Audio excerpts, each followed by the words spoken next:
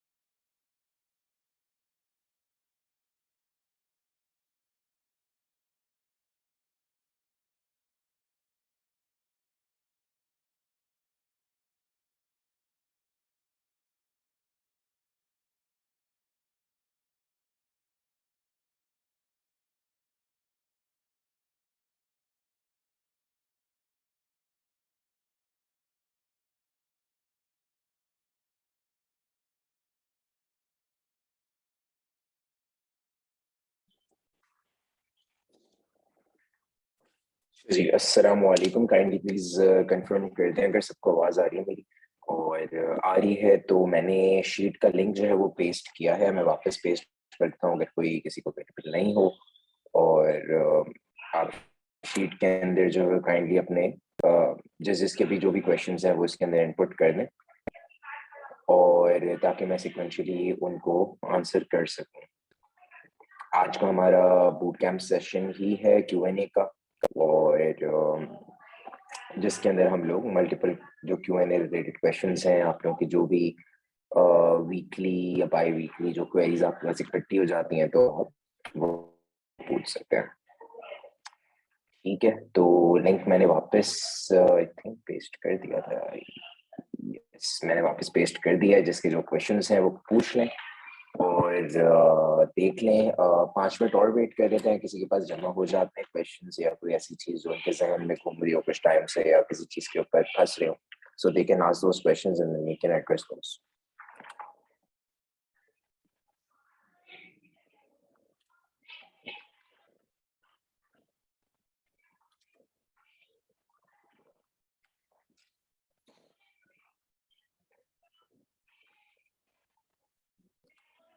जब तक क्वेश्चंस जो है हमारे इकट्ठे हो रहे हैं तो मैं कुछ चीजें जो बेसिकली गाइडेंस के तौर पे बताना चाहूंगा वैसे स्टूडेंट्स वगैरह को, जो लोग या केडीपी वगैरह के ऊपर भी काम कर रहे हैं। तो जनरली देखें, हमारे पास नॉर्मली केडीपी के अंदर ना लोग फ्रीलांस के तौर पे भी इसको लेके जा रहे होते हैं, और लोग जनरली जो है वो केडीपी के जो प्लीज जितने भी क्वेश्चंस हैं उनको चैट बॉक्स में नहीं डालें, उनको काइंडली क्वेश्चन शीट पे डाल दें। अच्छा, तो बेसिकली हमारे जितने भी जिन लोगों को लग रहा होता है किसी के लिए वो बुक क्रिएट कर रहे होते हैं या उसको फ्रीलांस फॉर्म में लेके जा रहे होते हैं, देखें इसके अंदर 3 फॉर्म्स ऑफ बुक्स होती हैं जो सभी को आइडिया हो चुका होगा, जो न्यूबीज हैं उनको पता हो। इसके अंदर लो कंटेंट बुक होता है, मीडियम कंटेंट बुक होता है, हाई कंटेंट बुक होता है। अच्छा, मीडियम कंटेंट बुक वैसी कोई टर्मिनोलॉजी अगर आप मार्केट में देखते हैं तो एग्जिस्ट नहीं करती, लेकिन इस टर्म को मैं ही कॉइन कर रहा होता हूँ इस वजह से, क्योंकि मेरे नजरिए में मीडियम कंटेंट बुक वो है जिसके अंदर आप वर्ड बुक टाइप बुक होती है, जिसके अंदर there is partial interaction of the user with the book, जिसके अंदर वो अपनी वर्ड बुक के अंदर अपनी एक्टिविटीज कर रहा होता है, and then there is some interaction from the author and with the user. तो वो हमें मुझे फील होता है that is like the middle way out, so I call it medium content book. अच्छा, तो अब जनरली होता ही है कि रिलेटिवली अगर आप मार्केट के अंदर अपनी कोई इंसान लॉन्च करना चाह रहा है या किसी का अपना एक फ्रीलांस करियर के तौर पे किसी को ये है कि यार मेरे पास $2-3 हज़ार पड़े हैं, क्यों ना मैं इस चीज को लॉन्च कर लूं, तो उसके कुछ फॉल बैक्स भी होते हैं जो मैं नॉर्मली डिस्कस कर चुका होता हूँ। कुछ लोग मुझसे आके पूछते हैं कि मैं अपनी लॉन्च करना चाह रहा हूँ, तो दैट्स नॉट एन इशू, जिसको अपनी तौर पे करना है वो करे। लेकिन इशू ये आता है कि सबसे ज्यादा मसला आता है क्यूए का। और किताब जब आप क्रिएशन स्टेज में लेके जाते हैं, हंट तो एक मसला है ही है, क्योंकि हंटिंग के लिए भी मल्टीपल चीजें देखी जाती हैं। जैसे हमारे पास भी से भी जब हंट अप्रूव हो रही होती है तो हम बहुत सारे फैक्टर्स को कंसिडर कर रहे होते हैं, जिसके अंदर बेसिक क्राइटेरिया को तो छोड़ने के बाद फिर हम आगे जब आते हैं तो हम इसी चीज को स्टडी कर रहे होते हैं, किताबों के रिव्यूज किस तरह के आ रहे हैं, इसकी क्रिएशन स्टेजेस में कितनी टफनेस होगी, ये जिस टॉपिक पे किताब लिखी जा रही है आगे जाके क्या उस हाइप को मीटअप कर पाएगी, और इसको एज अगर एसेट के तौर पे भी ट्रीट किया जाए आने वाले 1-2 सालों में, तो ऐसा दुनिया की किताब लॉन्च करेंगे और 2-3 महीने बाद ही उसकी हाइप इतनी खत्म हो जाएगी कि कोई फायदा ही नहीं किताब लॉन्च करने का। तो ये सारे फैक्टर्स होते हैं हम कंसिडर कर रहे होते हैं बहुत ब्रॉड आई से, और उस चीज को मेजर कर रहे होते हैं हम। तो अब आ जाता है क्रिएशन स्टेज। अच्छा, क्रिएशन स्टेज के अंदर बहुत से स्टूडेंट्स होते हैं, हम लोगों ने तो उस प्रोसेस को काफी तक स्ट्रीमलाइन कर दिया है, लेकिन मसला ये आता है कि फॉर एग्जांपल कि कोई बहुत ही कॉम्प्लिकेटेड टॉपिक में चला जाता है जिसको लिखवाना वगैरह, और उसने डिसाइड कर लिया कि इस टॉपिक के अंदर मुझे जाना है। तो इसके अंदर अब मल्टीपल फैक्टर्स आ जाते हैं, जिसके अंदर मुझे जो सबसे आई ओपनिंग फैक्टर लगता है वो है स्टूडेंट के लिए कि कॉपीराइट हिट हो जाना। मुझे तो सबसे बड़ा फैक्टर यही लगता है। कोई भी न्यू भी होगा उसको ये चीज समझ नहीं आएगी कि जो चीज मैंने लिखवाई है कि ही थिंक्स कि उसकी इलस्ट्रेशंस वगैरह everything is good to go, लेकिन इतनी ज्यादा उसके अंदर पेक्युलर डिटेलिंग होती है कि फॉर एग्जांपल आपने अगर एक लोगो भी गलत उठा लिया कहीं से और आपने अपनी किताब के अंदर डलवा दिया, so that might even cost you your whole book. और उसके अंदर वो फिर आपको मेजर फॉल बैक आ सकता है कि आपने इतना बड़ा एसेट बनाया, सारा कुछ किया, पर चला you might and up losing your book या गेटिंग योर लिस्टिंग बैंड, क्योंकि आपने उसके अंदर एक लोगो गलत डलवा दिया था या कोई ऐसा लोगो उठवा दिया था जो कमर्शियल यूजेज में अलाउड नहीं था। तो इन सारी चीजों को मेजर अप करना होता है और लेके चलना होता है। जो भी फ्रीलांस वगैरह के अंदर इस चीज को लेके चल रहा है, खास तौर पे इन चीजों को कंसिडर करें। फॉन्ट्स का भी बहुत इशू होता है कि आप इवन अगर कोई फॉन्ट यूज कर रहे हैं तो उसको कमर्शियली चेक करवाएं कि कमर्शियल यूजेज और डिस्ट्रीब्यूशन लाइसेंसिंग के तौर पे यूज किया जा सकता है। एक मिसाल है कि जैसे माइक्रोसॉफ्ट के जितने भी फॉन्ट्स होते हैं, as far as I know, जैसे मॉन्टेसेराट एक फॉन्ट है, मुझे उसकी सही प्रोनाउंसिएशन तो नहीं पता, आई थिंक ये इसी तरह ही कहते हैं उसे।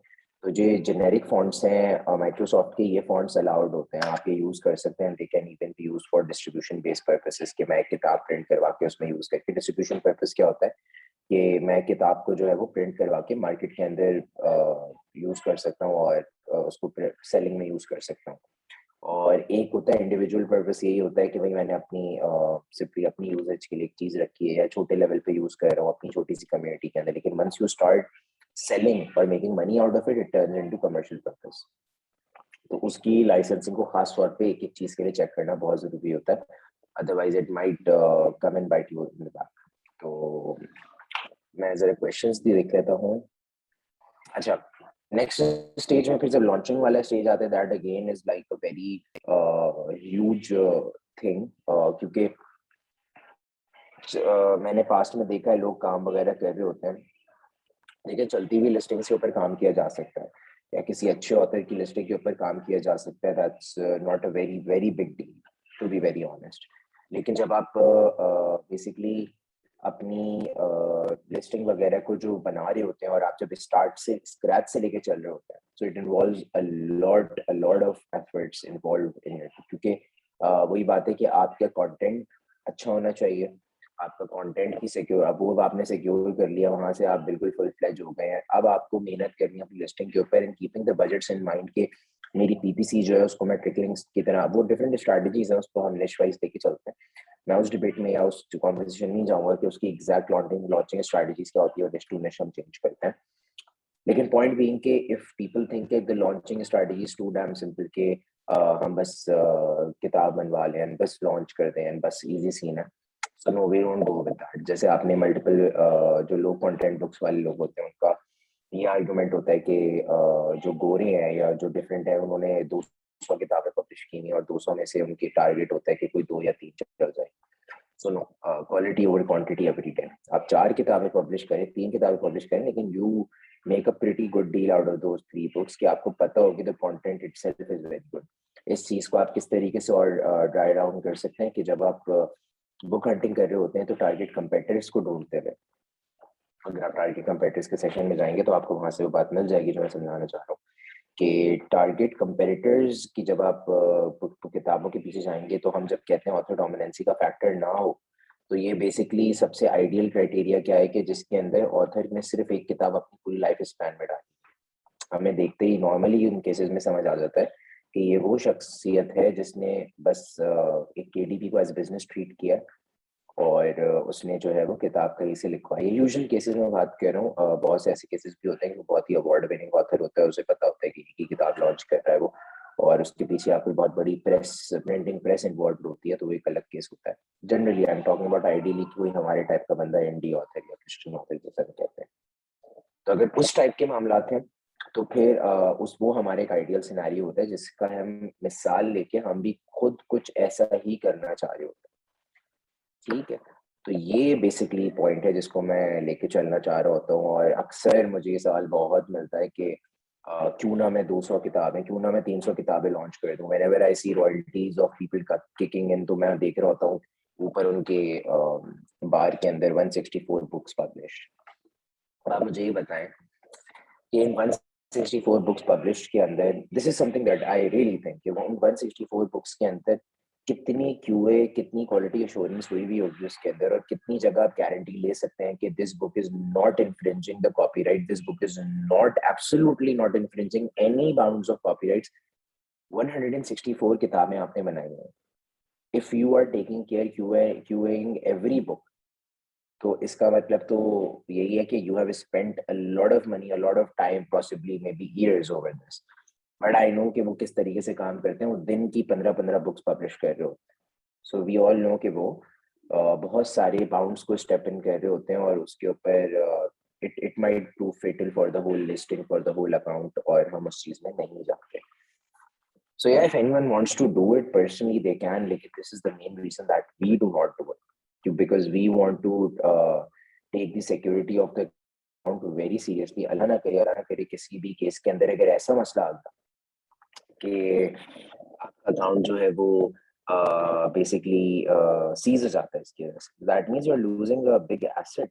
आपने एक लिस्टिंग क्रिएट की, सब कुछ कैसा है, I won't go into that detail क्योंकि कितना बड़ा वो एसेट होता है, उसकी जो हम फ्लिपेबल वैल्यू निकालते हैं सारा। ठीक है, क्वेश्चन शीट पे आ जाता हूँ। अच्छा, can we use multiple KDP accounts on single laptop? I asked Amazon support. They said yes, we can use on single laptop. Honestly speaking, yes. Same here. I have done the same. Osama, yes. Honestly speaking, yes, I have done the same. मैं ये करता हूँ, लेकिन I won't. To be honest I won't recommend it. अगर आपका account कोई तफरीहन account अपना बनाया हुआ है तो ठीक है, कर लो।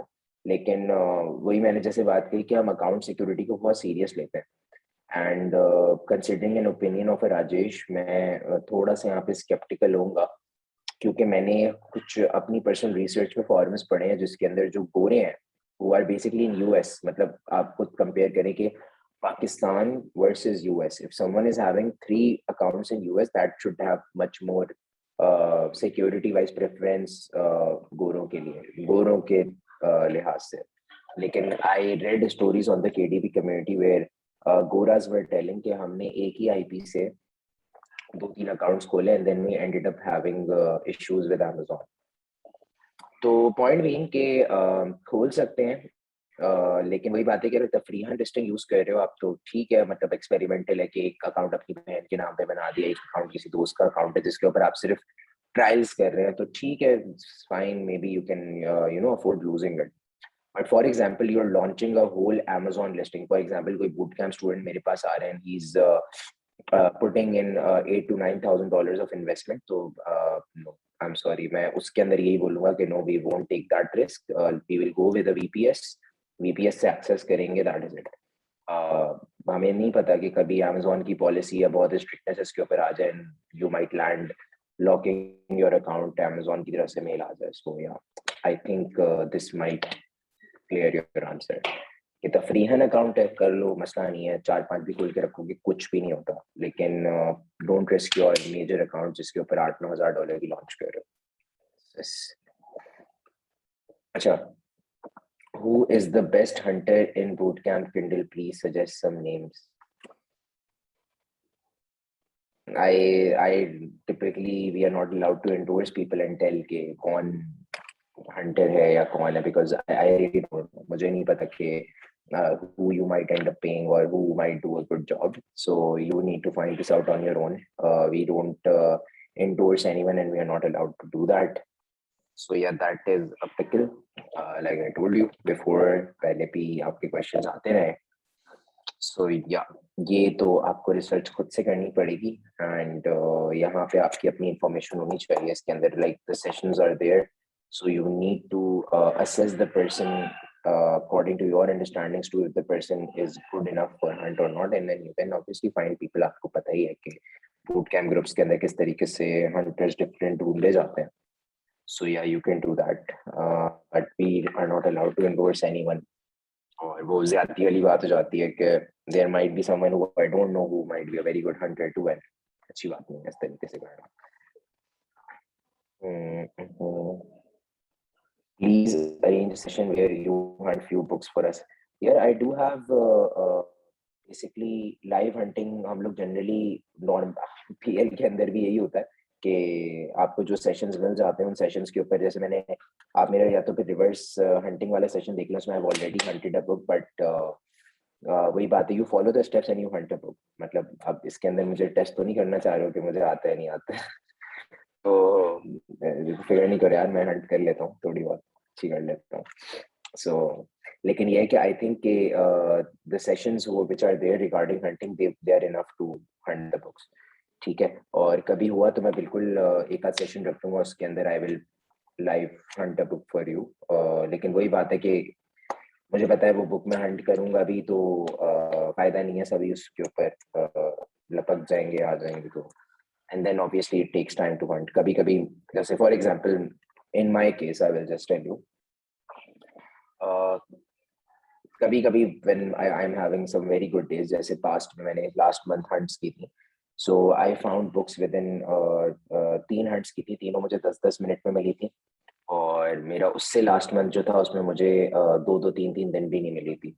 सो ऐसा होता है और इस तरीके से ही चलता है. So yes, I hope this clears it up, but definitely I will take this point and मैं इंशाल्लाह एक का धन तो करने की कोशिश करता हूँ और आपको लाइव जो है उस चीज को दिखा दी जाए. That's not a big issue. ठीक है. From where can I get the EC basic book research criteria? अच्छा, ये सेशन में मौजूद है criteria. When you will watch the TCMC वाला सेशन, उसके अंदर criteria मौजूद है. Other than that, what I can do is कि चले मैं criteria, आप सेशंस देख लो, सेशन से क्राइटेरिया निकाल लो, और सेपरेटली भी मैं क्राइटेरिया करवा देता हूँ आपको. मैं उसका पोस्ट वगैरह कर दूंगा.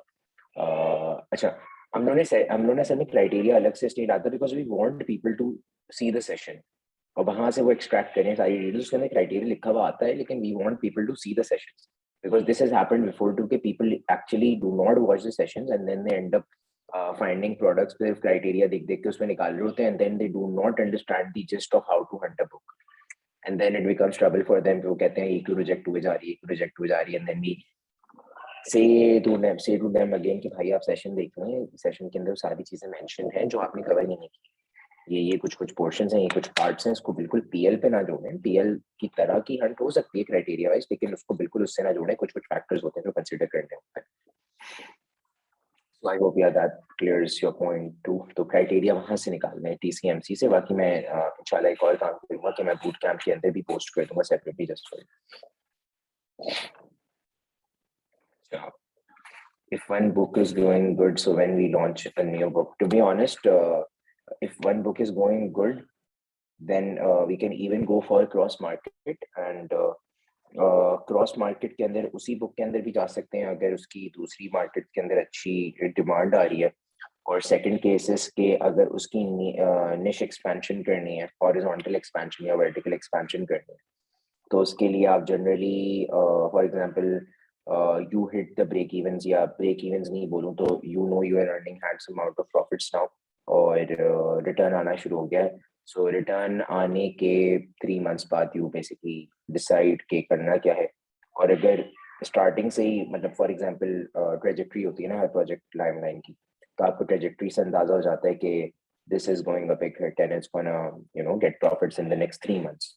ये प्रोजेक्शन बेस्ड स्टडी होती है। तो फॉर एग्जांपल 3 महीने बाद आपके रिटर्न्स उस लेवल के नहीं आए लेकिन अच्छे खासे आ रहे हैं, तो आप उसके अंदर भी you can start working on the next idea and then you can launch the book within the next 2 months. तो फॉर एग्जांपल एक प्रोजेक्ट है, एक बुक है, हमने लॉन्च की, उसको कामयाब होने में लगते हैं 8 महीने। ठीक है, एक मिसाल दे रहा हूँ। तो 8 महीने में हमें पता है कि ये सर्टेन पीक्स है यहाँ पे, ये तो सेल्स हिट करेगी करेगी, और वो फॉर एग्जांपल बुक लॉन्च हुई, 6ठा महीना चल रहा है और सेल्स हिट होना शुरू हो गए, we start meeting the targets जो बहुत अच्छे वाले टारगेट्स हैं। तो आई पर्सनली थिंक कि आपका 5वें महीने से, क्योंकि एक्सपेक्टेड 6ठा महीना था जिसके अंदर आप टारगेट्स हिट करेंगे, तो 5वें महीने से आपका आइडिया वर्क होना शुरू हो जाना चाहिए। एंड बाय द टाइम आपका 6th मंथ में आपके प्रॉफिट्स आना शुरू हो जाए, उसमें आप क्रिएशन स्टेज को एंटर कर जाए, ताकि आपकी 2 महीने में किताब जो है वो क्रिएशन स्टेज से जब निकल के आ जाए, तो फिर आप by the time your first book is in the 9th month और 8th मंथ आपका जो है वो नेक्स्ट बुक लॉन्च हो जाए। This is a very generic general overview वाला idea. It can be earlier, it can be later, but this is a general overview कि क्या आइडियल टाइमिंग्स हम डिसाइड कर रहे हैं जिस तरीके से।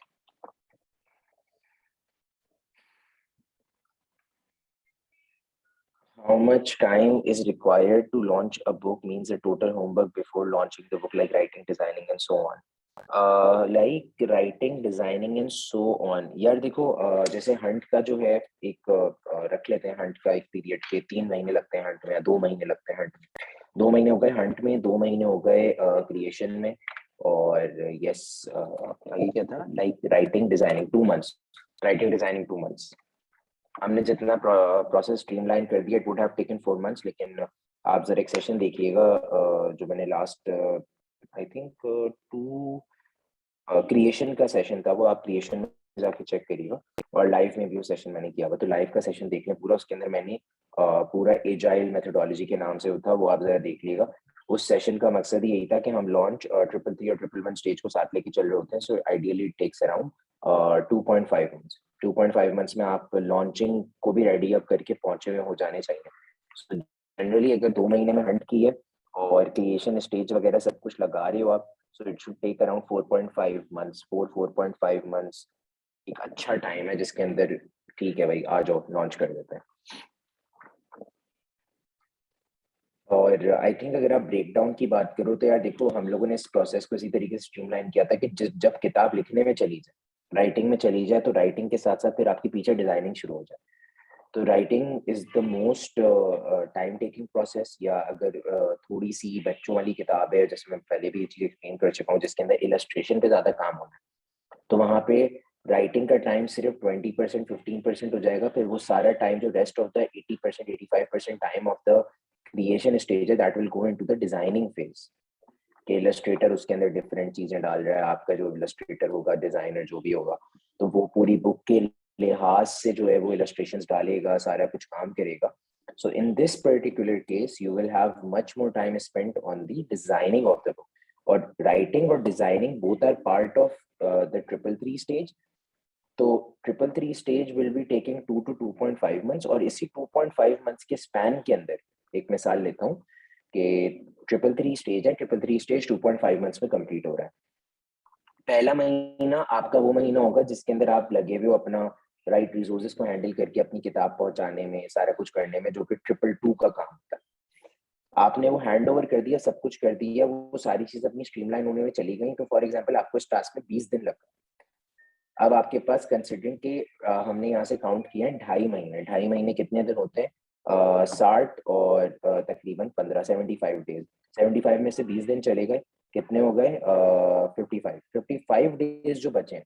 इन 55 डेज के अंदर अब आपने एजाइल तरीके से क्या काम करना है कि वहां मेरी किताब लिख रहा है घोस्ट राइटर, या घोस्ट राइटर से मैंने इलस्ट्रेटर को दे दी, वो बना रहा है इस 1.5 महीने 2 महीने में, मैं पीछे कवर टेस्टिंग भी करवा रहा हूँ, वो सब कुछ भी साथ साथ करवा रहा हूँ। अब मैं अपनी लॉन्च की चीजें रेडी अप करना शुरू कर दूँ। अकाउंट की हेल्थ ओके हो मेरी, मेरे पीपीसी वगैरह के अंदर कार्ड चार्ट डले हुए हो, मेरे मैनी चार्ट फ्लोज बन रहे हो अगर मैं मैनी चार्ट पे जाना चाह रहा हूँ, और उसके अलावा मैं जो है वो अपने अगर कोई एक्सटर्नल मार्केटिंग के पेजेस बना रहा हूँ, for example Instagram, Facebook accounts, वो मैं स्टेबलाइज कर लूँ। तो ये मेरी आइडियोलॉजी होनी चाहिए जिससे मैं कस्टमर को भी मतलब अपने इन्वेस्टर को बेसिकली पिच इन करूँ कि ये मेरा तरीकेकार होगा और इससे मैं आपका भी टाइम सेव करूंगा और आपका ये पूरा काम निकाल जाऊंगा इंशाल्लाह with in the span of 4.5 months, even चलो 5 मंथ्स कर लो तो उसको राउंड ऑफ करके। सो या वरना मैं ऐसा बताऊं कि अगर ये इसको बिल्कुल ही हम सेपरेट स्टेज वाइज कर देना कि 333 फिर आगे 111 में आप आओगे, तो 111 पूरा 1 से 1.5 महीना खा जाएगा अगर आप 333 के साथ वो काम नहीं करोगे। तो then it will transform to 7 to 8 months too, इतना ज्यादा टाइम भी हो सकता है। ठीक है, वो दैट क्लियर बेटा। How much book is good for one account same topic? How much book is good for one account same topic? I think you're trying to ask how many books are good for one account same topic. I think मैं तुक्का लगा रहा हूँ, शायद आप ये पूछना चाह रहे हैं। अच्छा देखिए, यहाँ पे जो है वो हाउ मेनी बुक्स में अगर देखा जाए तो एक टॉपिक के ऊपर जनरली ये होता है कि हम स्टडी कर रहे होते हैं निश के अंदर कि हम सीरीज बेस्ड लिख रहे हैं या क्या किताब लिख रहे हैं। फॉर एग्जांपल हमने किताब निकाली है फॉर एडल्ट्स या इस तरह के सेग्रीगेशन में, तो फॉर एडल्ट्स टाइप के टॉपिक के अंदर तो आप किताब की किस तरह कितनी एक्सपेंशन लेते हैं आप बता दें? For adults part 2, for adults part 3 कैसे लेके जाएंगे? अच्छा, अगर निश सेम काउंट करें, निश सेम के अंदर फिर आप ऑब्वियसली उसको एक्सपैंड कर सकते हैं अपनी सीरीज बेस के अंदर, and you can take it up to 5 और 6 बुक्स, 7 बुक्स। लेकिन बहुत ज्यादा उसके मैंने 12-13 से ज्यादा पार्ट्स नहीं देखे, वो भी बहुत ज्यादा खींचते 12 इतने ज्यादा पार्ट्स पे I do not recommend. it's better to move out of the niche due to the changing trends in the niche। और या फॉर एग्जांपल आपने टीन्स की कोई एजुकेशनल एस्पेक्ट टारगेट किया, एक मिसाल दे रहा हूँ, तो कभी उनकी साइंस के ऊपर लिखवा लिया कुछ, कभी मेडिकल फील्ड पे लिखवा लिया, तो ब्रॉडर लेवल के ऊपर आपने क्या देखा है कि ब्रॉडर लेवल के ऊपर मैं जा रहा हूँ एक एजुकेशन बेस्ड निश के अंदर और जो कि टीन्स के लिए है, और फिर उसकी मैं सीरीज अगर बनाना चाह रहा हूँ कि भाई आप साइंस में भी चले जाओ, मेडिकल के ऊपर भी लिख दो, स्पोर्ट्स के ऊपर भी लिख दो, कुछ और स्किल सेट के ऊपर लिख दो, so this is expandable, it's pretty much expandable into many books, even maybe 20 books, 30 books, 40 books। लेकिन फॉर एग्जांपल अगर कोई शख्स कहता है कि मैं टीन्स के साइंस के ऊपर लिखना चाह रहा हूँ, उसी के ऊपर ही मैं 4-5-6-7 सीरीज निकालना चाह रहा हूँ, सो इट्स नॉट रिकमेंडेड। तो ये थोड़ी कंपैरेटिव स्टडी है, लेकिन ऑल इन ऑल जनरली मैं तो ये कहूँगा 2 से 3 बुक्स हों, और अगर उसको बिल्कुल माइक्रो लेवल के ऊपर लेके जा रहे हैं। और अकाउंट्स के ऊपर जहाँ आपने बात की, एक अकाउंट के ऊपर you can have as many books as you want. मतलब अभी तक जो मुझे पता है, मैंने तो 1700-1600 किताबें भी देखी हैं लोगों के अकाउंट पे, सो या as many books as you want, अभी तक जो मुझे समझ आता है। अब मुझे नहीं पता 2000 के बाद कोई लॉक हो जाती हो, तो इतना आगे तक मैंने नहीं देखा है, लेकिन फिलहाल तो आप you can go as many as you want. अच्छा, we have student here hunting a niche to get into KDP. Is there a Kindle portal or to submit at a nope, there is a portal for Kindle students only at the moment, and only Kindle, yes, there is a portal, but it is only for bootcamp Kindle students. They are submitting the data via Kindle portal only, and only the BC Kindle students are allowed to access the portal. ठीक है, तो currently आप अगर अपने सिर्फ PL student हैं, so you will be assessing the criteria on your own by looking at the criteria जो भी हमारी videos वगैरह को देख के, but you cannot submit it via the portal because it is restricted only to BC Kindle students. That's basically how it is.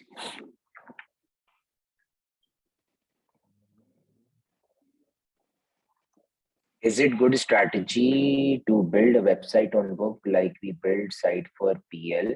Of course you can definitely build a website for your उसको कहते हैं external traffic diversion, and you can definitely do that. और लेकिन considering the factors you should basically know कि देखो website आप जब build कर रहे हो तो website build करने के लिए then you have to focus on the SEO. और SEO के साथ साथ वेबसाइट बिल्ड करने का पर्पस ये भी होता है कि आप लैंडिंग पेज बनाएं, लैंडिंग पेज के थ्रू जो है अपनी एक्सटर्नल ट्रैफिक को डाइवर्ट करें अपनी लिस्टिंग के ऊपर, because that has impacts on your keywords वगैरह, ठीक है। लेकिन उसमें पोटेंशियल एक इशू ये होता है कि जो आप you might and up losing customers, क्योंकि हमारे पास सबसे बड़ा मसला ये कि हमारी पास कोई KDP के अंदर एट्रीब्यूशन लिंक ट्रैकर नहीं होता, तो हमें नहीं पता कि हमारे पास कितना कस्टमर वेबसाइट से आने के बाद कितना KDP के ऊपर आके बाउंस बैक हो गया। जनरली आप एस्टिमेशन लगा सकते हो कि फॉर एग्जांपल किसी ने आपके लिंक को क्लिक किया और लिंक को क्लिक करने के बाद आपकी KDP सेल्स ही जो आ रही है 7, 8, 6, 7 इतनी आ रही है, तो फॉर एग्जांपल अगर आपकी इतनी कम ही आपकी फॉर एग्जांपल सेल्स आ रही हैं, तो आपको पता है कि मेरे पास वेबसाइट से आता है 100 बंदा मेरे एट्रीब्यूशन या मेरे लिंक को क्लिक करके मेरी लिस्टिंग पे, क्योंकि वेबसाइट पे तो आप ट्रैक कर सकते हैं कितने लोगों ने इस लिंक को क्लिक किया है। अच्छा, 100 बंदे ने क्लिक किया है लेकिन ऑर्डर आए हैं 5। अच्छा, PPC पे आए 3 ऑर्डर और KDP के पोर्टल के ऊपर शो हो रहे हैं 1 ऑर्डर, तो बेसिकली मोस्ट प्रॉब्ली कन्वर्जन जो है वो 1 ऑर्डर की वो या तो वेबसाइट से ही होगी, लेकिन यहाँ पे तो वही बात है, तुक्के मारने पड़ते हैं, क्योंकि हो सकता है वो 1 कन्वर्जन जो है वो ऑर्गेनिक ही हो। तो ये it's very irritating to be honest in my case too, कि मुझे बड़ी इरिटेशन होती है इस चीज से कि देयर इज नो एब्सोल्यूट वे, मतलब एग्जैक्ट आप बोलो भाई मेरे यहाँ से ये ऑर्डर है, यहाँ से ये ऑर्डर है, यहाँ से वो ऑर्डर है। So yes, the question is, can we develop? Yes, of course you can develop. You can SEO optimize it. It will boost up your orders for sure. लेकिन ये है कि it's in the long haul. It's in the long run. क्योंकि SEO करने का ये time होता है, 5 से 6 महीने SEO में ही बिल्डिंग में लग जाते हैं, डिपेंडिंग ऑन निश टू, कि बहुत अगर कंपेटिटिव निश है तो उसमें और SEO में मेहनत लगेगी, लेकिन generally you can and it will definitely be fruitful है। लेकिन currently we stick to the base methodologies के Amazon पे उसकी जो है ना अच्छी फ्रीक्वेंसी बिल्ड होता है, अभी हम जो है ना ज्यादा फोकस यही कर रहे होते हैं कि भाई Amazon पे सर्च वॉल्यूम्स क्या है, Amazon पे लोग कितने आ रहे हैं, Amazon पे कितना लोग सर्च कर रहे हैं, because we have seen businesses being build through Amazon। So बिला वजह की इनिशियली फंकारियां करना जो है थोड़ा सा एक खतरनाक मामला भी हो सकता है कि you might and up spending lot of your budget, लेकिन अगर आपको एक सस्ती SEO मिल रही है, आप you can spend a chunk of it on the website building, और वो तो इसमें कोई बुराई नहीं है। It's something which you can do, definitely you can do. But I know people के जो ऐसा कहते हैं कि हम solely अपने orders को depend base कर देंगे वेबसाइट्स के ऊपर, वहां से बहुत सारा ट्रैफिक ले आएंगे, so no, that's not recommended at all.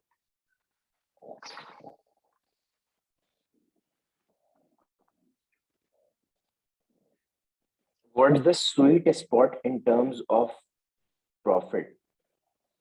Sweet spot in terms of profit. I do not understand your question.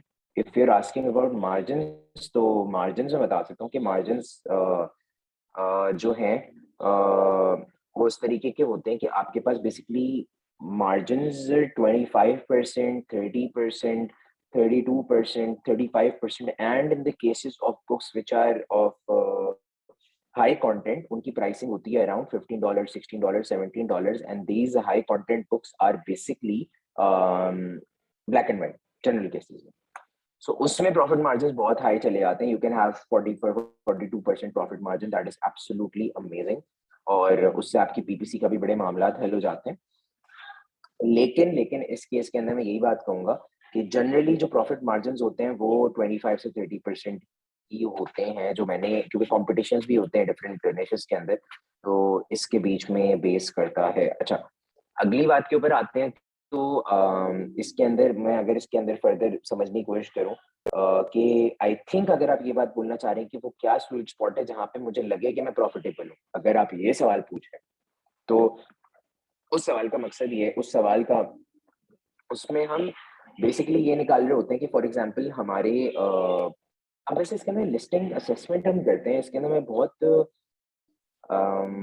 एक मिसाल ले लेते हैं कि आपका टारगेट कंपेटिटर जो है वो बना रहा है कोई रेवेन्यू में $4000 और $4000 वो बना रहा है और उसका 25% प्रॉफिट मार्जिन के लिहाज से उसका मेरे ख्याल में बनता है कोई $1100 आई थिंक सो 400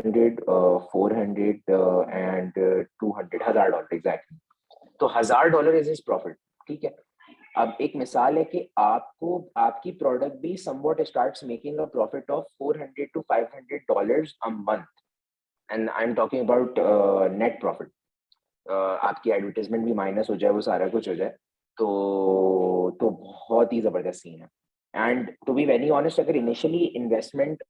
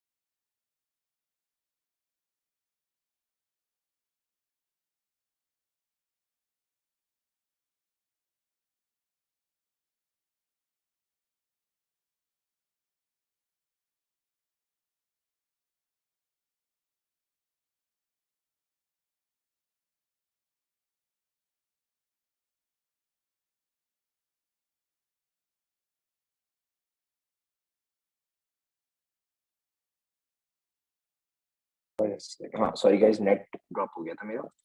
अच्छा, सो खैर coming back to the conversation that we were having. So yes, हम बात कर रहे थे नेट प्रॉफिट्स की। So yes, this is the net profit जिसके बारे में हम बात कर रहे हैं कि भाई आपके पास $200-250, आपका टारगेट प्रॉफिट जो है वो यही है कि आपका टारगेट रेवेन्यू जो है वो 3-4 हजार $5000 है। $4000 की हमने एग्जांपल ली थी। $1000 आपके पास प्रॉफिट आ रहा है, उसमें से आपने एडवर्टाइजमेंट कॉस्ट माइनस की, तो आपके पास कुछ बच रहा है तकरीबन $250-300। तो ये एक स्वीट स्पॉट को देख के हम जो है ना थोड़ा we'll have very good science के okay this is amazing, this is doing very good. And फिर हम जो है ज़ाहिर है अपनी पीपीसी को यूटिलाइज कर रहे होते हैं, लेकिन ऑब्वियसली मैंने पीपीसी कॉस्ट अभी ज़्यादा लगा दी है काफ़ी, और ज़ाहिर है हम इसको टोन डाउन करते हैं फिर वक्त के साथ साथ। ठीक है, so I think that should answer the question. So या I think this was the last question and ठीक हो गया। So yes, and other than that, okay, I see a question in the chat, लेकिन मैं यही कहूँगा कि अभी मैं पहले भी रिपीट कर रहा था कि questions please sheet में डाला करें, chat box में नहीं डाला करें। But still, I'll take the question. What are other sites of promoting books? Okay, so the thing is, what you're saying is that other sites of promoting books other than BookBub is basically for Kindle. I'm not currently having any kind of perfect expertise for Kindle. मैंने अभी इसमें उस तरह I have not dipped my toes into that, so no मैं इसके अंदर यूँ खास कोई रिकमेंडेशन दे नहीं सकता। वैसे जहाँ तक मुझे आइडिया है आप गुड रीड्स पे भी कर सकते हैं, और गुड रीड्स के अंदर जो है वो किताब जाती है आपकी, और then you can you know go for giveaways and you can get your book under the reviews and etcetera etcetera. ठीक है, और वहाँ से एक अच्छा आपको इन्फ्लक्स मिल सकता है। And I don't know why BookBub is not accepting. Maybe it's because of the category or something. और अच्छा, Second था not many people recommend Fiverr. What you use Fiverr? What you say? अच्छा, to be honest, same here. I do not recommend Fiverr for book promotional schemes. क्योंकि वही बात है कि I have not met people who जिन्होंने कोई सही तरीके से उसकी promotion के ऊपर काम किया हो. But ट्राई कर सकते हो आप, एक छोटा सा बजट का लगा लो if you meet the right person for this. Like I told you before कि हम ज़्यादा अपने आप को बेस कर रहे होते हैं पीपीसी वगैरह के थ्रू थोड़ा इन्फ्लक्स क्रिएट करने के लिए, और ये बड़ी बड़ी वेबसाइट जैसे गुड रीड का मैंने आपको नाम दिया, जरा इसको एक्सप्लोर करना है इस चीज़ के लिए.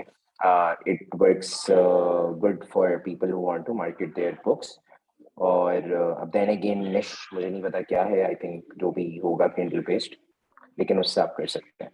ठीक है. सो मेनली अभी फिलहाल हमारी जो एक्सपर्टीज जितनी भी आ रही है दीज आर फॉर पेपरबैक्स. जब किंडल के अंदर हम जाएंगे देन किंडल के अंदर आपको सारी डेटा मिल जाएगी जो रिक्वायर्ड है उसको सक्सेसफुल बनाने के लिए इंशाल्लाह ताला. मैं चेक कर लेता हूँ last time if there is ideally, yeah, ideally it takes around तकरीबन 4 to 5 months for the BSR to get stable. That is the ideal condition.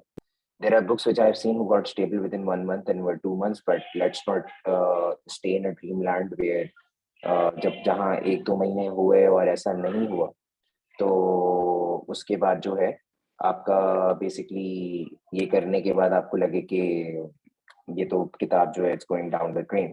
But no, you don't have to suppose that. I've also had many examples in which the BSI got stabilized with after 5 to 6 months of books, and somewhat I saw that they were just floating the book waiting for the time for the search volumes to turn up.